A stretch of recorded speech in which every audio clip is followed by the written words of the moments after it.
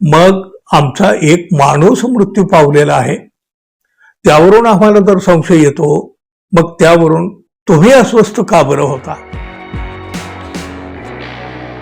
मित्र हो, राज्याचे उपमुख्यमंत्री अजित पवार यांच्या विमानाच्या अपघाताला आता जवळपास 10 दिवस पूर्ण होत आलेले आहेत. दुःखाची तीव्रता मात्र कुठंही कमी झालेली नाही. कार्यकर्त्यांच्या डोळ्याचं पाणी अजूनही आटलेलं नाही.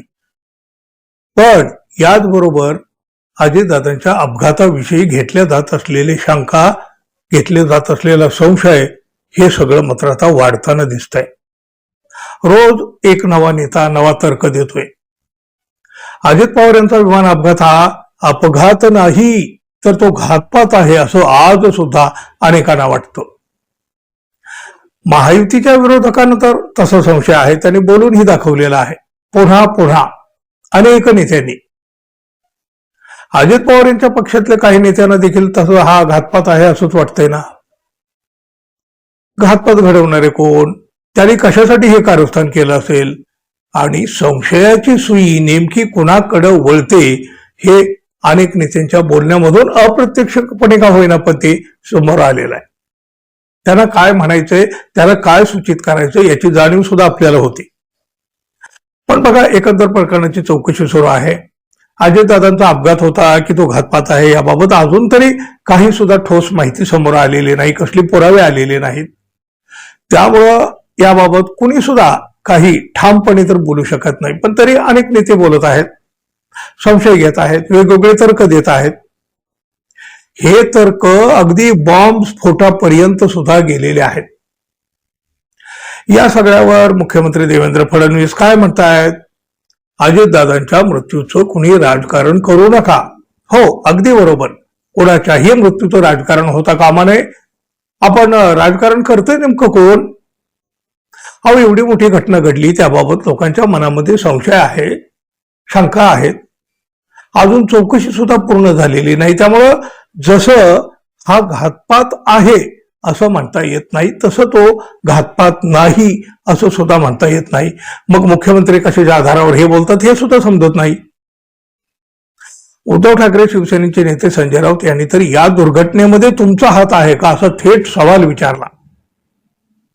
अजित पवारांचं कुटुंब, त्यांच्या मित्रपरिवाराला, सहकार्यांना काही शंका आहेत.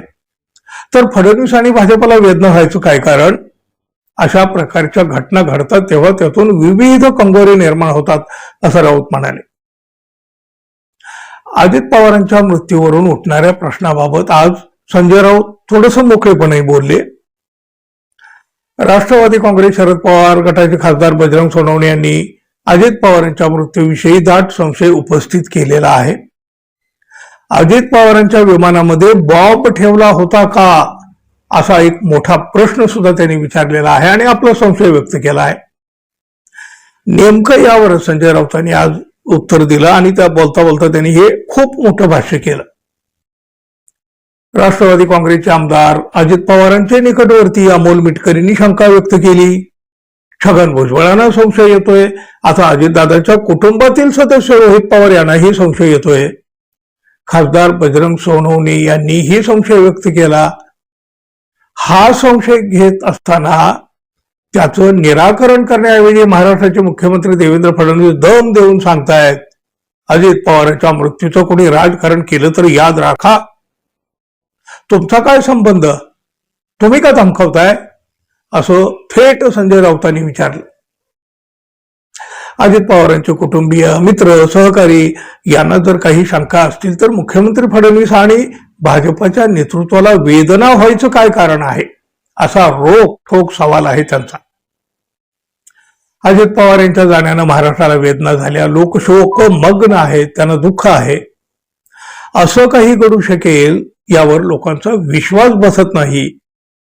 अशा प्रकारच्या घटना घडतात तेव्हा त्यातून विविध कंगोरे निर्माण होतात. पण राज्याचे मुख्यमंत्री वारंवार सांगतात की राजकारण करू नका. पण कोण करतंय राजकारण? अहो, देशाचे पंतप्रधान नरेंद्र मोदी जे संसदेमध्ये बसतात, विरोधी पक्षाचे लोक आतमध्ये आंदोलन करतात, तेव्हा तुम्हाला त्यांच्या हत्येचा कट होता असा संशय वगैरे येतो. मग हे राजकारण नाही का? काहीतरी अघटित घडण्याची शक्यता होती असा संशय ओम बिर्ला आणि भाजपचे लोक व्यक्त करीत होते. पण पंतप्रधान तर ठणठणीत आहेत. तरीही तुम्हाला संशय येतो ना. मग आमचा एक माणूस मृत्यू पावलेला आहे, त्यावरून आम्हाला जर संशय येतो, मग त्यावरून तुम्ही अस्वस्थ का बरं होता? तुमचा सगळ्यांचा काही हात आहे का यामध्ये, असा सुद्धा थेट सवाल राऊत यांनी केला. म्हणजे बघा, राऊत यांना सुद्धा अप्रत्यक्षरित्या काय म्हणायचंय, काय सुचवायचंय. आणि मग यामुळे आता या अजितदादांच्या दुर्घटनेला काहीच का होईना पण एक वादाची किनार, वादाचं वळण, अशा प्रकारच्या दिशेनं हे सगळी घटना जाताना सध्या तरी दिसू लागलेली आहे. विमान अपघाताबाबत कोणाच्या मनामध्ये संशय असेल, शंका असेल तर, आणि ते कुणी व्यक्त सुद्धा केलेले असेल तर त्याला राजकारण म्हणायचं तसं बघितलं तर काही कारण नाही. कारण हे सगळं बोलणारे अजितदादांच्याच निकटवर्ती आहेत. आणि बघा, अजितदादा गेल्यापासून अगदी पहिल्या दिवसापासून राजकारण कुणी केलं? महाराष्ट्रानं पाहिलं. या राजकारणातले खलनायक कोण आहेत हे सुद्धा महाराष्ट्रानं ओळखलेलं आहे ना मित्रांनो. खरं तर फडणवीसांनी मुख्यमंत्री म्हणून, गृहमंत्री म्हणून सांगायला हवं होतं, अरे बाबांनो जरा थांबा, वाट पहा, दुर्घटनेची चौकशी आम्ही निष्पक्षपणे करू, चौकशीचा अहवाल येईपर्यंत थांबा. आणि मुख्यमंत्री आणि गृहमंत्री म्हणून त्यांचं ते कर्तव्य सुद्धा आहे. पण तेच म्हणतात कुणी राजकारण केलं तर याद राखा. मित्र, या सगळ्या प्रकरणामध्ये खऱ्या अर्थानं कोणी राजकारण केलं आहे असं तुम्हाला वाटतं? जरूर सांगा मित्रांनो. धन्यवाद. पुन्हा भेटू. नमस्कार.